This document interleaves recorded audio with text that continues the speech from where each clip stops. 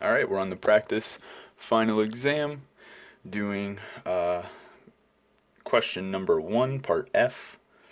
We want to find the indefinite integral of cosine cubed in this problem. And so the way that we're going to approach this is, since cosine has an odd power, we're going to move one of the factors of cosine to the side and then deal with the even power of cosine. So this is going to be equal to, say, cosine squared x times cosine of x. Okay, and so I'll leave this cosine of x dx alone completely. Cosine squared, I want to use the Pythagorean identity to rewrite this. So I know that 1 minus sine squared x is equal to cosine squared x. It's just a reformulation of the Pythagorean identity. And so I'm going to use this substitution, 1 minus sine squared x, for cosine squared x here. And so I'll rewrite my integrand now as 1 minus sine squared x times cosine x dx. Okay, and at this point I want to split up my integral.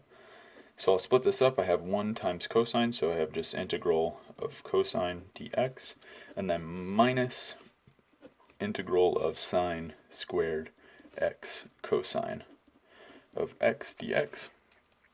Okay, and so at this point I know how to evaluate this integral of cosine of x, just sine of x. And so now I'm just looking to evaluate this other integral, and so the way that I will do it is I'll do a substitution.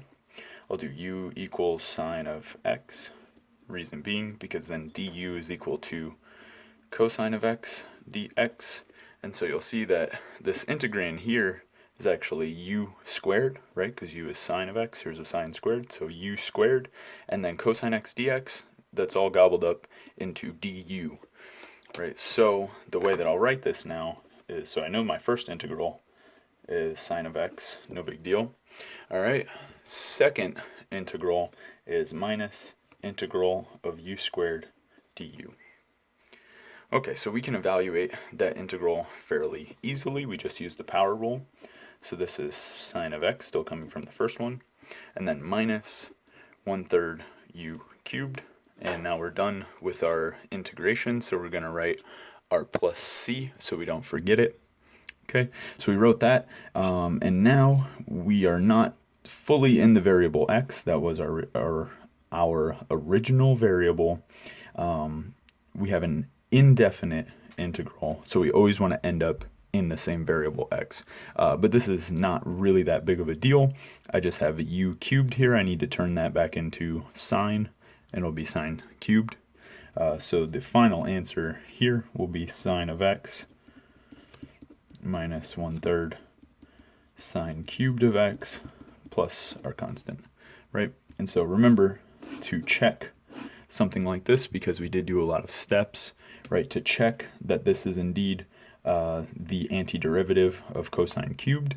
You would differentiate this expression and then see that you get cosine cubed. You'd probably have to do some work with the Pythagorean identity, but either way, there is a way to differentiate this, use some identities, and get back to this expression cosine cubed.